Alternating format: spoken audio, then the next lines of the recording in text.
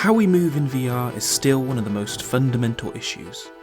Virtual reality works well because interactions and movements are similar to what we already do in reality. But movement just, well, isn't. Current methods range from teleportation to thumbsticks, and that can have, well, unintended side effects. And then yeah. Thankfully, the virtual community has been working hard to solve this issue, from treadmills, slide mills, and some more unique methods.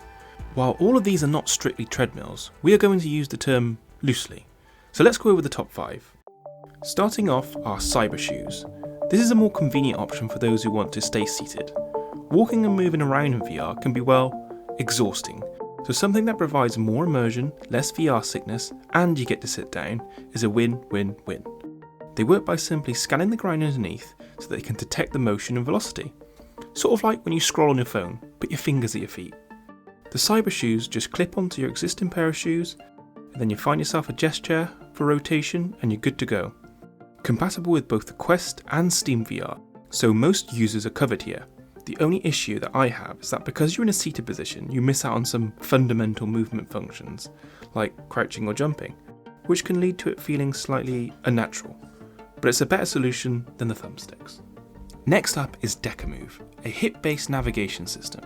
This tiny device solves a big issue in VR movement, and that's the confusion between the direction you want to walk in and your head position. The amount of times I've been using the thumbsticks and head orientation only to find myself nearly breaking my neck whilst keeping my hip position neutral. Decamove solves this issue by using your hip direction as your forward motion, ensuring that that's the direction you walk in, freeing up your head to look in different directions. This is a vital piece of equipment when it comes to games like Onward or Pavlov.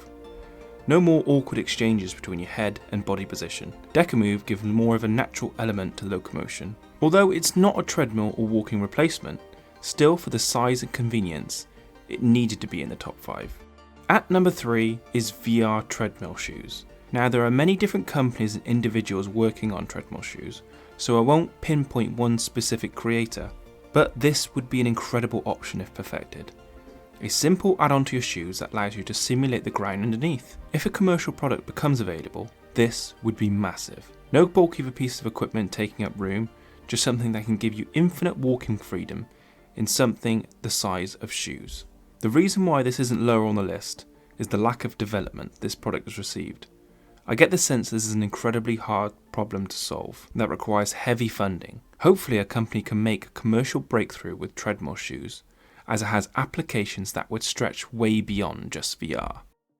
Before I get to the next one, can I please ask, if you do like the video, please like and subscribe. I really want to try and get this content to more people like you. At number 2 is something you probably already know about, slide mills, or the catwalk. The catwalk system involves you sliding your feet back and forth to resemble walking. Through a series of extremely successful Kickstarters, catwalk has become a household name in VR. With viral videos of people using these slide mills, it's no wonder they are popular. They look incredibly natural, and the range of motion is incredible. From sitting to jumping, you can achieve pretty much any position you can imagine.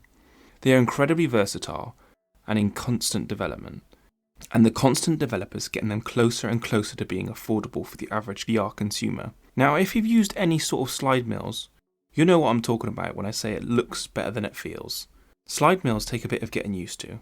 For me, it completely eliminates motion sickness, so that's a definite bonus. But you essentially have to learn to walk in that specific way. The special shoes allow you to glide on the dish, but it's easier to lean into the slides rather than walk upright. Still, the catwalk is the best commercially available option for locomotion to date, and I'm grateful we actually have a viable solution. Last up is Infinidek, a true one-to-one virtual treadmill. This locomotion solution is the holy grail of VR movement. But not only that, it's used for rehabilitation for patients that have trouble using their legs. So the applications of this treadmill specifically extend way beyond VR and more medical, military, and hopefully one day consumer markets. The Infinidek was even used in the film Ready Player One. This is the gold standard in VR movement, and it works by calculating your position and velocity to keep you central to the treadmill. I've really got my fingers crossed to companies like Infinidek to really double down on shrinking this for the average consumer. Because if VR is the next computing platform, I can see one of these in everyone's home. This is the future of VR, and it's just the next step to full immersion. We are so close to evolving into something truly immersive, and it's now in our line of sight. The tech is there, we have everything in its first form. We just have to wait for the refinements to be made to these products, and we will get to that Ready Player One scenario. Who knows, it might be sooner than you think. I'd be interested to know what you lot think, whether you have any of these 5, and what you think the future of VR treadmills would be, or whether you think they're even necessary for the future of VR. Drop a comment down below and let me know what you think. If you like the video, you might like some of these. Please like and subscribe if you enjoyed the content, and I'll see you next time.